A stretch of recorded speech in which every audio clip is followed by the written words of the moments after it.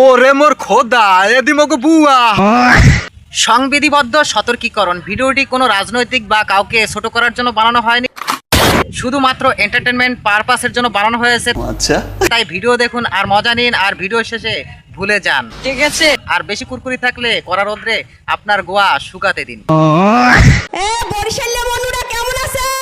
ওরে মোর খোদা এদি মগো বুয়া। হাই গেদু মুই এক্সের ভালো আছি। এই তোমরা ভালো আছো তো? তুই চুপ থাক খালাসরের গোষ্ঠী, তোরে কইতে কইছি আমার ভুল হচ্ছে। এ তোমরা জাগর দিয়া একটু কও যে তোমরা ভালো আছো কিনা। গরিবেরা ভালো আছো? ওই দেখছো মগো বুয়া এক্সের কি মায়া হরে মগো জিন্নে, এক্সের আমাগো খালি জিগাইতেছে এ সবাই ভালো আছেন? হয় গেদু মুই ভালো আছি। অনেক জায়গায় গেছি, অনেক জায়গায় কথা কইছি। হয় গেদু অনেক জায়গায় যাইতে হবে ভালোবাসা পাওয়ার জন্য, আগান বাগানেও যাইতে হবে। আমি এর জন্য কিন্তু এই বাগানে ইয়েও পড়ছি।